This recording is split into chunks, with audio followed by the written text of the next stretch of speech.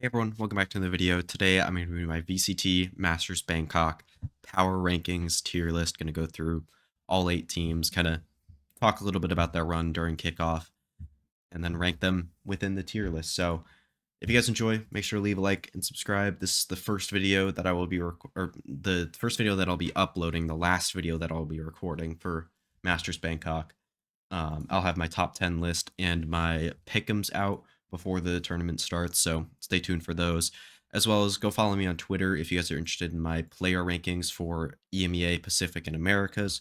Those will be coming out as each region gets eliminated from the tournament. So say, I don't know, T1 and DRX go out in groups or something, then I will post the the Pacific player rankings after that. Then for like if Sentinels and G2 get eliminated at some point, then I will post it after that. It just depends on when teams get eliminated. Obviously, if there's 2 different regions in the grand final, then those 2 regions will get posted after the tournament ends. So again, if you guys enjoy, leave a like, subscribe, go check that out, all that stuff out, and stay tuned for the following Masters Bangkok stuff. So yeah, let's get right into it. So as I do, we will start at the bottom of the tier list with, I think this might be a little bit of a hot take, having this team over maybe the other team in C tier, but I have Trace at number 8. And I do think that this tournament does not have a D tier team, a team that's very clearly going to be worse than everybody else. But I do think Trace, for me, is going to be this 8th place team, specifically because I think they are a very good team. They play solid comps, they play fundamentally good Valorant. And they do have good individual players. Like, let me just pull up their roster so I don't forget anybody. I really like Biank. I think he's an incredible initiator player. I think Fang Fang's really good. I think Kai is really good, even though he did have some moments that I was not a big fan of during their run in kickoff. I also think Heibei is a very, very good individual on the IGL role, as well as a good IGL. Um, I do think their longer prep time from the end of China kickoff compared to maybe Liquid, who is my next team, could maybe put them up to number 7. And I wouldn't really disagree with you if you put them there. I do think all of these teams are very closely knit. And I mean, you could put like 5 through 8 in any order that you want, really. And I wouldn't fully disagree with you. But this is what I have for C tier. Trace, I think, doesn't have too big of an upside to get out of groups, which is why I have them at number 8. Maybe they'll win a game, get an upset here and there, but I don't think they have too much potential to upset these top teams that maybe a Team Liquid that we'll talk about now does, who, I mean, at kickoff, they might have been on the biggest heater of any team that I've ever seen in Valorant. Like, in terms of how well they played individually, like in terms of the shooting wise, comparatively to like maybe where you'd expect, or even where they were at the start of the tournament, is unbelievable. Like, I mean, specifically, I'd say the Foot game to the Heretics game to the Vitality game. Yeah, I don't know, man. It was unbelievable. Kiko is looking like one of the best players in the world, if not the best player in the world in terms of current form. I think Kamek looks really good. Patitek on Heretics last year played really well at international events, also looks really good. Nats looks to be maybe not fully back, but back. And I do think Camo looks like a pretty good entry player overall. He's had some really great games as well. So you could see that from him. Overall, I don't think their style of kind of just walking at people and taking timings and honestly being a pretty good anti-strat team, like, I don't think it's all individual form. But I do think the fact that they are so good individually lets them play this way. So I don't know. I don't think it's going to work against the top teams. I do think teams like Vitality, after they settled in that grand final, were able to kind of figure Liquid out and be able to be able to counter Liquid style pretty much. And also, it's going to be harder to anti-strat these top teams as well. So I think Liquid has more of a chance of being the worst team at this tournament than Trace does, but I also think that they have a lot better of a chance of maybe upsetting teams and making it out of groups just because of how good their individuals are. Then in B tier, I struggled with these two teams. I do think that they are really neck and neck for me, but this is going to probably be my hottest take. And I was right about putting a team that was kind of inexperienced here last year for the first event. I'm going to have DRX at number 6. That doesn't mean I think that they're going to be bad, but I do think there were signs of this team kind of cracking under pressure already at in Pacific kickoff. When you look at their two games against T1, that upper final and the grand final, there were some leads that they kind of tossed away, like on Lotus. I think on Haven they were choking a little bit, but they ended up clutching up. So I do think that it is there for them. And I do think like they were up, what is this? 11-5 on Fracture on the last map of the upper final to make Bangkok.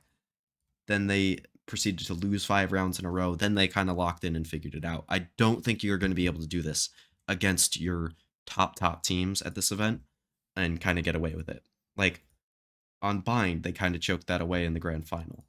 On Split, like, Split wasn't that bad. I thought it was.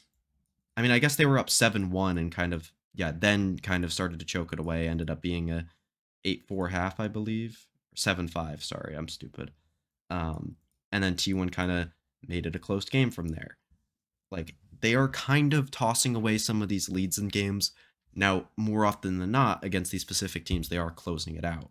But I do think they are in a good spot as well to be able to make it out of groups here. Like, I do think these two teams are teams that I could very, very much see making it out of groups. Honestly, I'm going to add a third team into this tier now that I think about it. Like, they have the best Teo in the world in freeing.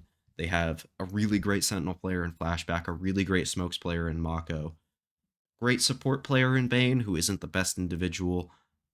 Obviously, Mako's the IGL of this team as well. I do think that'll lead to some more inconsistencies in his individual performance at this event, having to IGL in these big games. And then Hyunmin, who I do think has looked really good, but him along with Freeing, this will be their first international LAN. And I do have some questions about maybe how they'll perform at these events. But overall, I do think DRX has looked really great in Pacific.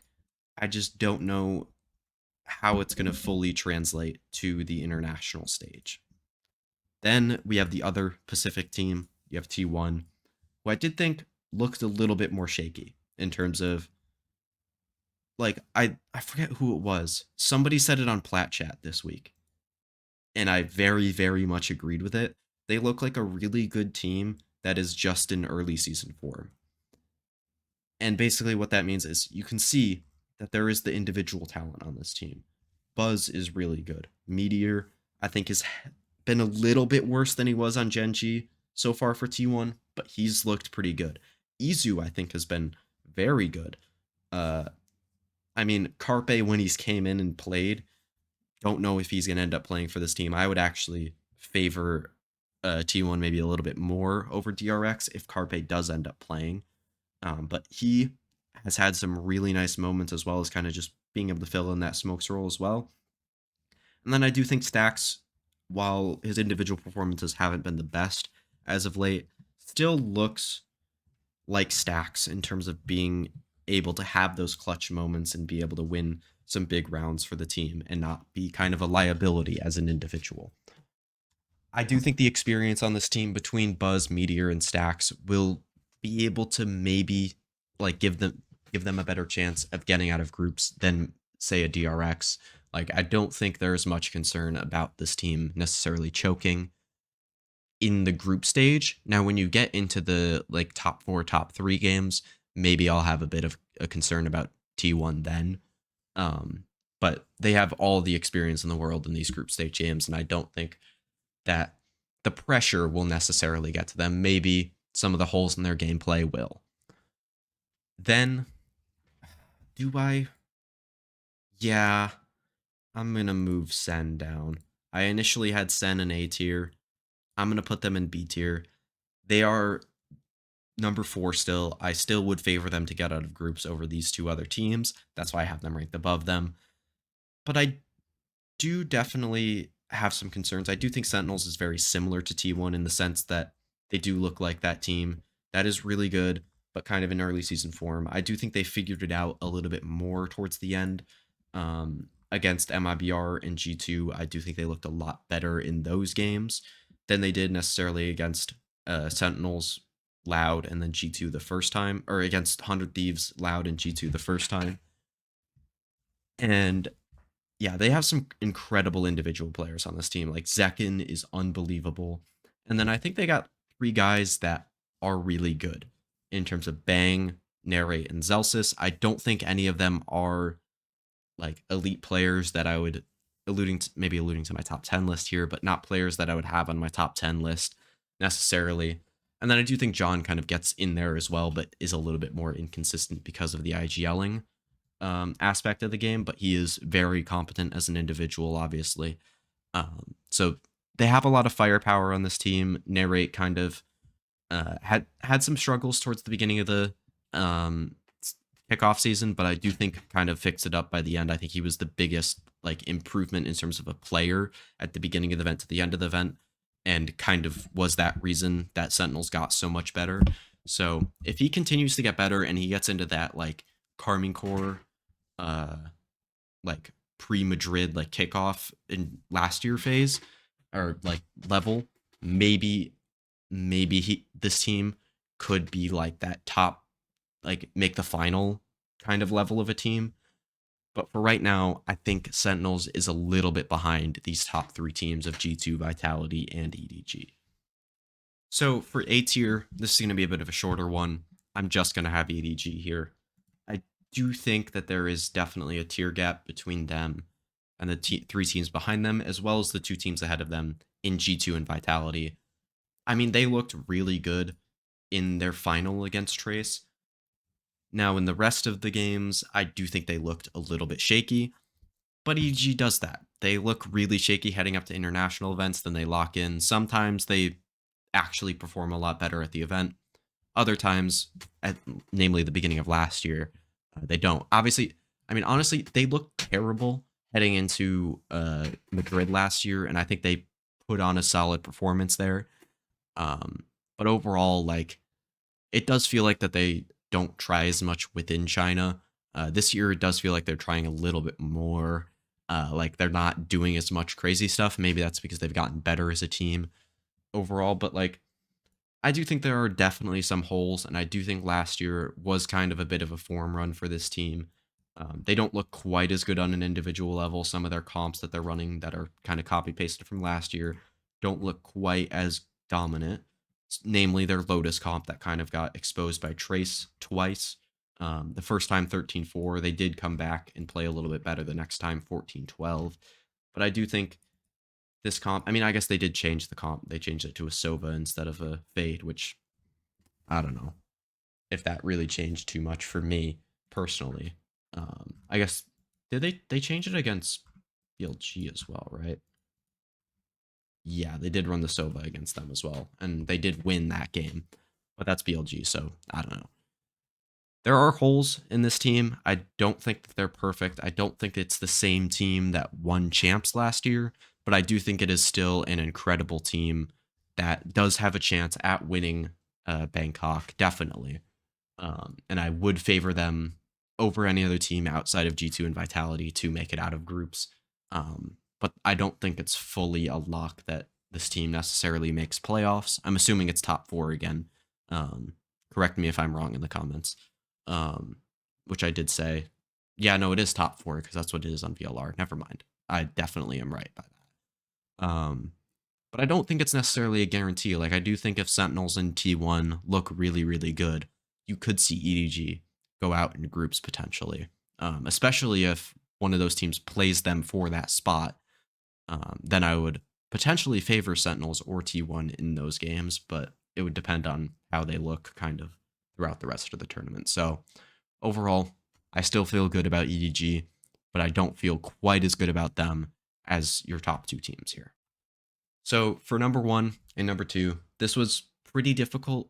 I would have said like before the finals, I think these teams were very, very clearly the top two teams, but they did kind of falter in the finals a little bit. But I am going to have G2 number one, Vitality number two. I think these teams have concerns, but for different reasons. Um, I mean, Vitality was dominant in EMEA against the top teams, as well as G2 in Americas. They destroyed Foot and Heretics. Did play a close game against Karmine Corps, though. And then they played a close game against Liquid in the finals. They did kind of have to adapt to Liquid style throughout the tournament, or throughout the game, which I think is a little bit less concerning than G2. Like they had a less concerning final, but I do think G2 throughout the rest of America's kickoff did look better than Vitality did. Like absolutely smoking C9, Lev, and Sentinels, and then coming back in the final, kind of laying a stinker on Split, kind of showing that their map pool maybe isn't perfect, but losing Abyss as well after they had just beaten Sentinels pretty badly on Abyss. I mean, Sentinels did change their comp, so maybe you could attribute it to that. They might have to switch up like a comp or two heading into Bangkok, but I think overall looked pretty solid on pretty much every map they played. There are some concerns with them for me in terms of G2 about choking at this event. They have done it in the past. I think Leaf has had choking issues on other teams. But yeah, Valen, Trent, and Jonah P in some tournaments at some points have looked like their team is kind of crumbling under the pressure a little bit. So I do think that will be a concern for G2 at this event. Vitality definitely less so. Um, I do think the experience on Vitality is just too good to choke necessarily.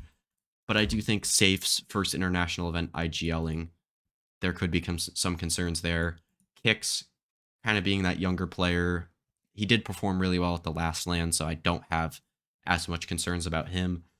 But also like him and Trex, like I do think there are some concerns about them maybe playing a little bit worse at the international stage. But you got less in Durka, so I could talk myself into Vitality above G2. These two teams are incredibly close together, and I genuinely will expect these two teams to be making the final and to be playing for the Masters Bangkok trophy. So, yeah, this is my list.